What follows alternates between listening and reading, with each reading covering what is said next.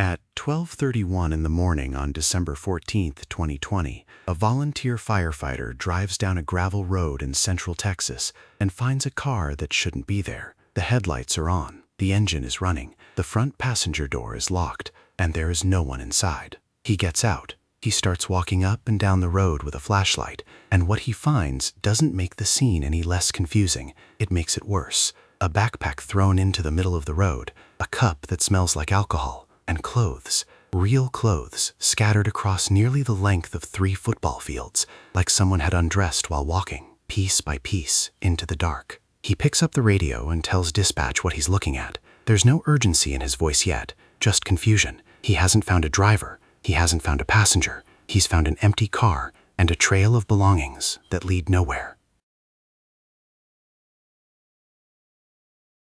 That night, on that road, a 21-year-old college student named Jason Landry disappeared. Not vanished in the abstract, true crime documentary sense of the word, disappeared in the literal sense. 1 hour after his last selfie, his car was wrecked and empty. 5 years later, despite over 31,000 acres searched, cadaver dogs, drained ponds, infrared helicopters, a $20,000 reward, and one of the most obsessively analyzed digital footprints in the history of a missing persons case, nobody has found so much as a shoe. This is a story about a single hour that investigators have picked apart minute by minute, and that still, after all that effort, refuses to make sense.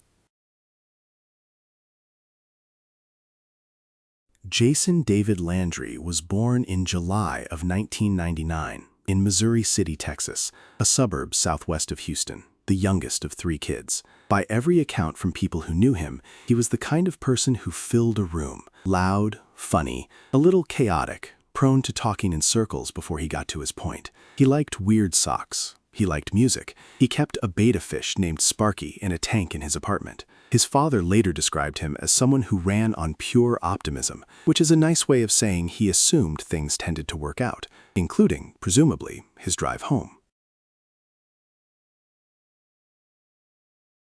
He'd started college at Sam Houston State before transferring to Texas State University in San Marcos, where he was studying sound recording technology. He wanted to produce music. Like a lot of people his age, the pandemic hit him harder than he let on.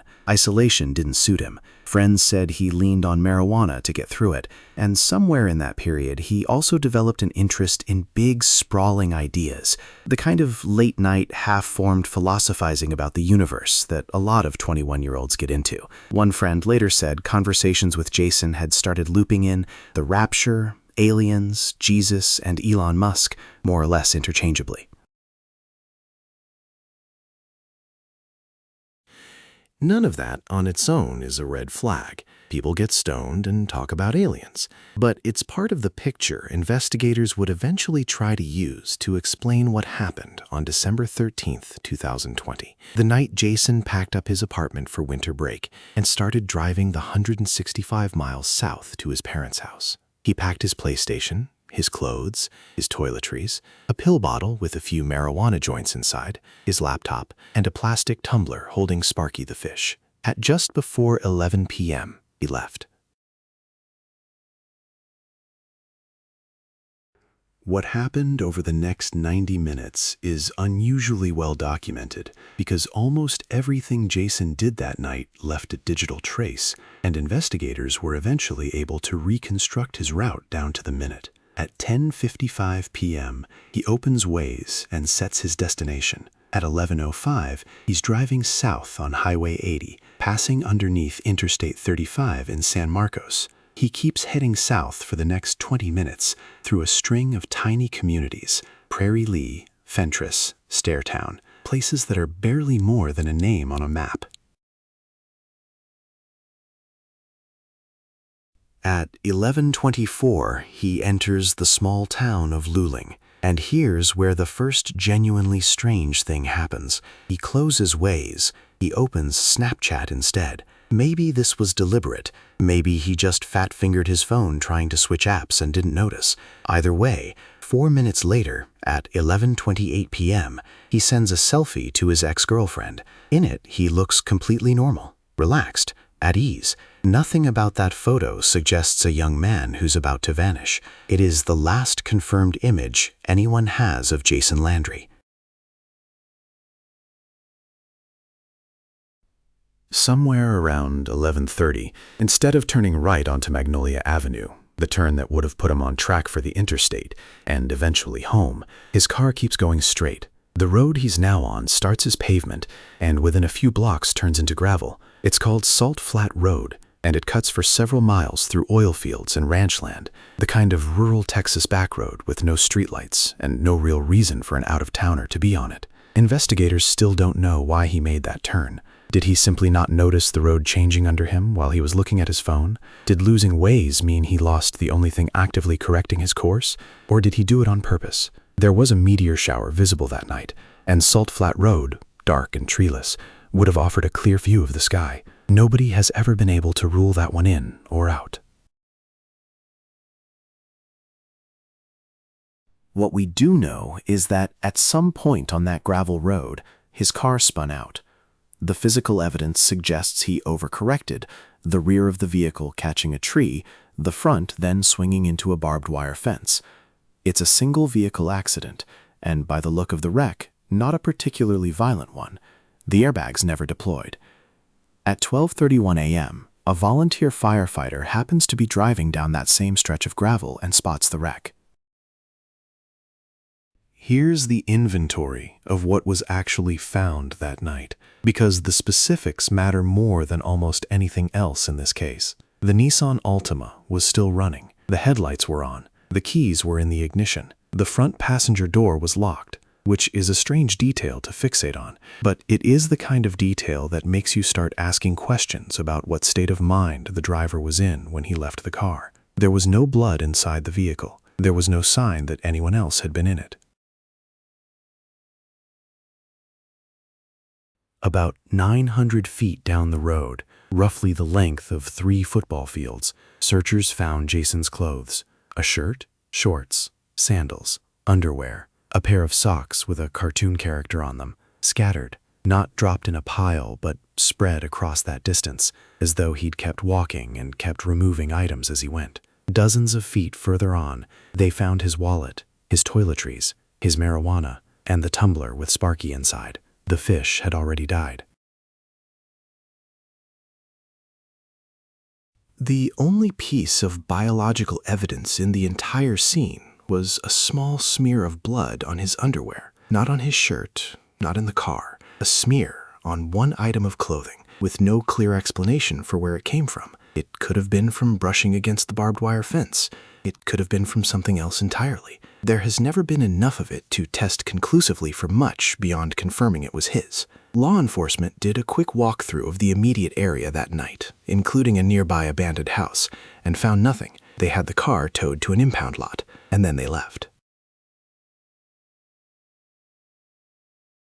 This is the point in the story where most missing persons cases would describe an immediate, all-hands search. This one didn't get that. And the reason why is one of the more uncomfortable parts of the story. Jason's father, Kent, got the call that morning and drove straight to the impound yard, where he found his son's phone wedged between the seat and the center console, meaning that whatever happened to Jason after the crash, he did it without his phone. From there, Kent drove out to Salt Flat Road, expecting to find investigators combing the scene. He found nobody. No officers, no tape marking off the area, nothing. His son's belongings were still lying where they'd been found hours earlier, untouched, while Kent stood there alone, trying to process what he was looking at. A Texas state trooper later explained the gap in urgency this way. Officers on scene that first morning had assumed Jason had simply fled, that finding marijuana among his things had colored how they read the entire situation, and that they figured a stoned college kid had wandered off and would turn up on his own. Kent has been blunt about how he feels about that reasoning. Whatever Jason had or hadn't taken that night, he was a person, stripped down to nothing, wandering unfamiliar land in freezing wind, and the job in that moment should have been to find him and get him somewhere warm, not to make assumptions about why he was out there in the first place. By the time investigators did a wellness check at his apartment that morning and confirmed he wasn't there either, hours had already passed. Once the search did ramp up, it ramped up considerably. The Department of Public Safety came in, along with 2 volunteer search and rescue groups, Texas Search and Rescue and Texas EquuSearch. Jason's own family joined the search lines. At its peak, more than 100 volunteers worked the area on foot, on horseback, on all-terrain vehicles, with cadaver dogs, drones, a small plane, and a helicopter equipped with infrared cameras, sensitive enough to detect a heat signature, in theory, even after death. Luling itself is a strange backdrop for all of this. A town that, more than a century ago, had a reputation as one of the most lawless places in Texas, full of rowdy oil boom cowboys. Today, it's mostly ranches and working oil wells, the kind of land you can walk across for hours without seeing another person. And it was in that land that the search produced its single strangest piece of evidence. Cadaver dogs, 8 of them, independently, alerted on a pond roughly half a mile from the crash site. Multiple dogs, multiple alerts, all pointing to the same conclusion: human remains, somewhere in that water. Divers searched it. Nothing. So the decision was made to drain it entirely. Over 3 days, the pond was emptied, and at the bottom, there was no body, no remains of any kind. It didn't stop there. The dogs alerted on other nearby bodies of water too, and those were drained as well, with the same result every time: nothing. Now, cadaver dogs are not infallible, but they also don't typically produce this many false positives in a row. One search and rescue official floated a theory that something in the local oil production process, when it interacts with water, might chemically mimic the smell of human decomposition closely enough to fool a trained dog's nose. It's a real hypothesis, but as of this recording, nobody's actually proven it. It remains an open, slightly unsettling question mark in a case that's full of them. By the time the search wound down, over 31,000 acres had been combed, and there was still no Jason.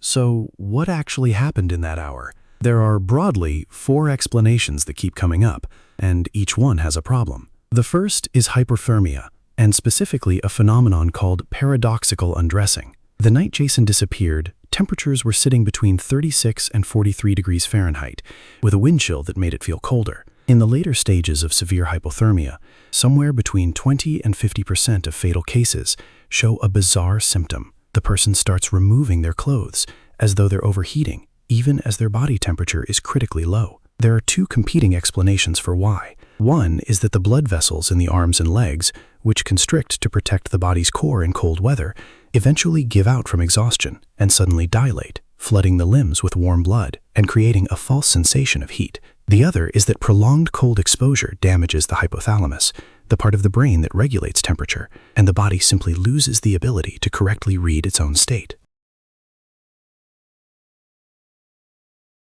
It's a real, documented phenomenon, and it would explain the clothes. The problem is the math. Paradoxical undressing happens in the end stages of hypothermia. It's one of the last things that occurs before death, not something that kicks in 20 minutes after you start feeling cold. Jason's last selfie, taken at 11:28, shows him fully dressed and entirely composed. His car was found wrecked at 12:31. That gives him at most about an hour. And within that hour, he'd have needed to crash, exit the vehicle, walk far enough into the cold to develop severe late-stage hypothermia, undress, scatter his other belongings across hundreds of feet, and then continue on far enough that an exhaustive, months-long search across 31,000 acres never found him. It's not impossible, but it is an extremely tight window for a process that typically takes hours, not minutes. The second theory is a head injury, leading to disorientation. No blood was found inside the car, and the airbags never deployed, but a low-speed crash can still produce a concussion, particularly if Jason wasn't wearing a seatbelt and was thrown forward or sideways inside the cabin. A head injury could explain almost everything that doesn't otherwise add up: why he didn't simply sit in the car and wait, why he didn't think to grab his phone, why his actions afterward look less like a plan and more like a man wandering without one. Some investigators have also floated the idea that if Jason died from exposure relatively close to the road, scavenging animals, coyotes, feral hogs, both present in that part of Texas, could account for why no remains were ever located, even with all the searching. It's a grim theory, and it's also one that locals who live and work that land have pushed back on hard. People who spend every day on that ground say they watched for vulture activity throughout the search and never saw it. And if something had been scavenging out there, that's usually the first sign you'd see from the sky. The third theory centers on drugs and on what was happening inside Jason's head in the weeks before he disappeared. Investigators initially speculated Jason might have been using something stronger than marijuana that night, possibly a psychedelic. But nothing beyond marijuana was ever found among his belongings, and there's no evidence he had access to anything else. What is documented is a shift in how he'd been talking and thinking in the months leading up to that night. Friends described him drifting into increasingly tangled, mystical territory in conversation, mixing religious and conspiratorial ideas together in ways that had started to read as less like stoner philosophizing and more like something else. About an hour before he left for the drive home, he FaceTimed a friend who recorded the call specifically because Jason seemed so altered that he worried Jason wouldn't remember the conversation afterward. That recording has no audio, so what was actually said is lost. There's also his search history from that final week. Queries like how long a person can survive in the woods without food, how long someone can last out in the wilderness. Taken alone, those searches could mean almost anything. Taken alongside everything else, they're hard to read as nothing. Investigators also wondered whether he might have driven into Luling intending to buy drugs, given that meth use is a known issue in a lot of small Central Texas towns. But when Texas's Attorney General's office reviewed the case years later, they stated plainly that nothing in his phone, his computer, or his social media indicated he was planning to meet anyone in town, or that he had any connection to buying or selling narcotics there. The fourth theory is foul play, and it's the one that refuses to fully go away. The Caldwell County Sheriff's Office brought in a criminologist, Kim Rosmo, specifically to assess whether Jason might have been killed. Rosmo went out to the scene and tried to recreate part of Jason's walk barefoot, on the theory that it might tell him something about the kind of pain or disorientation that would have caused someone to discard their shoes. He didn't make it 10 steps before giving up. The terrain was too punishing. That night, while wandering the land near the crash site with a flashlight, Rosmo encountered a group of people in a field who told him, bluntly, that he was on private property and needed to leave. He backed off, drove to a nearby bridge, and within minutes, a truck pulled up and the driver pointed a shotgun at him. The two men argued, both eventually called the police, and it came out that the man with the gun was Stuart Carter, the owner of that land. Carter had a documented history of violence. He'd previously shot 2 dogs belonging to one of his own employees and had, years earlier, shot his own son during an argument, though his son survived and didn't press charges. Given that his land bordered the area where Jason vanished, Rosmo wondered whether a confused, undressed young man wandering onto that property in the middle of the night might have been mistaken for a threat. Carter denied any involvement or knowledge of what happened to Jason, though he didn't dismiss the broader possibility that a landowner could react violently to a strange man on their property in the dark, drawing a pointed distinction between how people might read a woman in that situation versus a man. Rosmo ultimately moved away from the foul play theory and concluded hypothermia was the more likely explanation, but not everyone agrees. A retired FBI agent involved in reviewing the case, Abel Pena, has said the way Jason's clothes were laid out along the road struck his team as staged, rather than discarded in the kind of chaotic, wandering pattern you'd expect from someone disoriented or freezing. Pena has also pointed to the fact that Jason's phone last connected near an intersection with a known history of drug activity, just before the turn onto Salt Flat Road, and that a witness came forward describing an alleged ambush of that intersection, claiming Jason was beaten, driven out to the road, forced to undress, and killed, with the crash staged afterward to look accidental. That account has never been independently confirmed. It remains, at best, a second-hand claim. but it's the kind of claim that's kept this theory alive years after the official line settled on accidental death. It's worth pausing here on what the official position actually is, because it has shifted very little since 2022. That year, the case was handed to the Texas Attorney General's Cold Case and Missing Persons Unit, which conducted its own review, interviewing witnesses, consulting digital forensics and accident reconstruction experts, even securing a geofence warrant for the area. Their conclusion lined up with the sheriff's office. This was, in their assessment, a single vehicle accident, with no credible evidence Jason had planned to meet anyone in Luling and no credible evidence tying his disappearance to narcotics. The lead investigator on the case has said directly that he believes Jason is no longer alive and that his remains simply haven't been located yet. That's the institutional answer. It's also, notably, not a complete answer. It explains the crash, but it doesn't explain the clothes, the timing, or where 31,000 acres of searching managed to find absolutely nothing.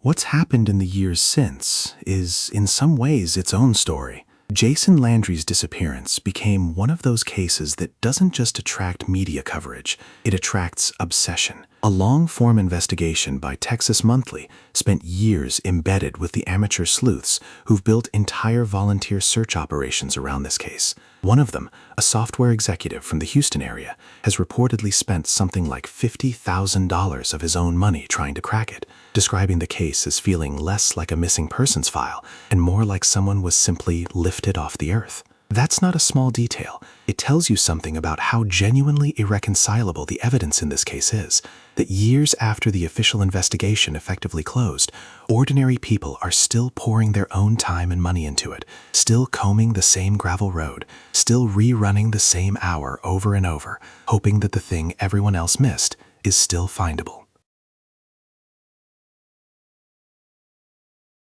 Jason Landry's case remains open. His family still holds vigils on the anniversary of his disappearance, the most recent one marking 5 years since that night. They've raised the reward for information to $20,000. His father has described the unique cruelty of this kind of unresolved loss, not knowing whether to grieve or to keep hoping, with no real way to find peace in either direction. What we're left with is an hour, 60-some minutes between a calm, smiling selfie and an empty, running car, with its lights still on. In that hour, a 21-year-old engineering and sound recording student who loved his fish and his terrible socks either succumbed to the cold a few hundred yards from his car or suffered a head injury that sent him wandering into some of the most unforgiving land in Central Texas, or ran into someone on that land who made sure he never came back. 5 years of searching, thousands of hours of volunteer effort, drained ponds, infrared cameras, and a small army of internet investigators have not been able to tell us which. If anyone watching this has information about what happened to Jason Landry, the Texas Attorney General's Cold Case and Missing Persons Unit is still actively taking tips. Somewhere on a stretch of gravel outside a small town that used to be called the toughest in Texas, there's still an answer nobody's found.